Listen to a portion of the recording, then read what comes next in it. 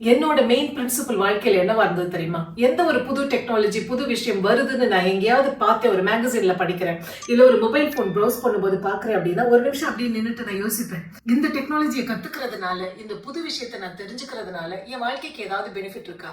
என் வேலையில ஏதாவது முன்னேற்றம் ஆக போதா? எனக்கு ஒரு ப்ரொமோஷன் கிடைக்க போதா? இல்ல.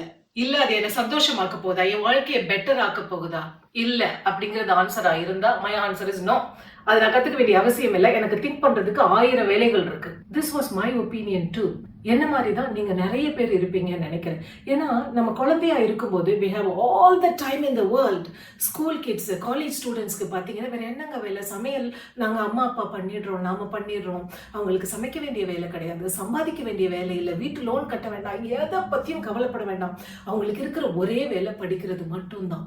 அதோட சேர்ந்து இந்த மாதிரி டெக்னாலஜி, புது விஷயங்கள் என்னென்ன வருது, புதுசா இப்ப ஏஐ வருது, எல்லாத்தையும் பத்தி தெரிஞ்சுக்கிறதுக்கு அவங்களுக்கு நேரம் இருக்கு. நம்மளுக்கு இருக்கிற பெரிய பிரச்சனை நம்மளுக்கு நேரம் கிடையாது. வாழ்க்கையோட ஓட்டத்துல நம்ம ஓடிக்கிட்டே இருக்கோம்.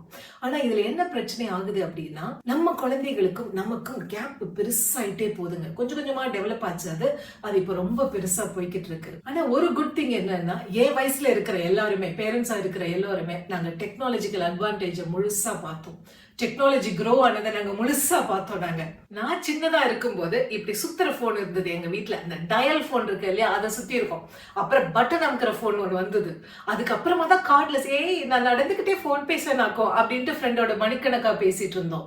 அந்த டேஸ் எல்லாம் முடிஞ்சு அப்புறம் ஆண்டனா வச்ச செல்போன் புதுசா வந்தது. அது வர்றதுக்கு முன்னாடி பேஜர் வந்தது. நம்ம குழந்தைங்களுக்கு பேஜர்னா என்னன்னு தெரியாது, நம்ம குழந்தைங்களுக்கு டைப் ரைட்டர்னா என்னன்னு தெரியாது. ஆனா நாளே எங்க அம்மா என்ன டைப் ரைட்டிங் கிளாஸ் அனுப்பிச்சாங்க. அதுக்கப்புறமா அப்படியே ஸ்டைலா அப்படியே ஃபிளிப் பண்ற மொபைல் போன் வந்தது. இப்ப இருக்கிறது ஸ்மார்ட் போன்ஸ்.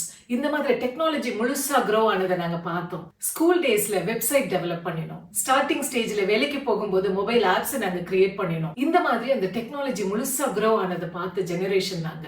ஆனா இவ்வளவு இருந்தும் நாம இப்ப ஏன் பின்தங்கிட்டோம் டெக்னாலஜில நம்ம குழந்தைங்களை விட அப்படின்னா, நான் சொன்ன ரீசன்ஸ் தான் காரணம். அந்த புது டெக்னாலஜியை தெரிஞ்சுக்கிட்டு நமக்கு ஒன்னும் ஆக போறது இல்லைன்ற அந்த ஒரு திங்கிங் தான் காரணம். நானும் அப்படிதான் இருந்தேன். ஆனா இந்த கான்ஃபரன்ஸ் என்னோட கண்ணை திறந்தது. நம்ம புது டெக்னாலஜியை தெரிஞ்சுக்கணும். ஆனா அதுக்காக ரொம்ப டைம் ஸ்பெண்ட் பண்ணாமலும் தெரிஞ்சுக்கணும். ஏன்னா நம்ம பேரண்ட்ஸ்க்கு டைமே கிடையாது. கொஞ்ச நேரத்துல இப்ப புதுசா என்னெல்லாம் வந்திருக்கு. நம்ம குழந்தைங்க கிட்ட பேசும்போது அவங்க இந்த மாதிரி விஷயங்களை ரெஃபர் பண்ணும்போது நம்ம அப்படின்னா என்னது, ஏஐயா அப்படின்னா என்னது அப்படின்னு நம்ம கேட்க கூடாது.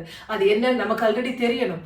அப்படி தெரிஞ்சதுன்னா குழந்தைங்களுக்கும் நம்மளோட கான்வர்சேஷன் ரொம்பவே ஈஸியா இருக்குதுங்க. இதை கண்கூடா இந்த ஒரு வருஷமா எங்க வீட்டுல பார்த்துட்டு இருக்கோம். அதனாலதான் இதை கண்டிப்பா உங்ககிட்டயும் சொல்லணும் அப்படின்னு தான் don't be an outdated mummy அப்படிங்கிற இந்த புது சீரீஸ் நான் ஆரம்பிச்சிருக்கேன்.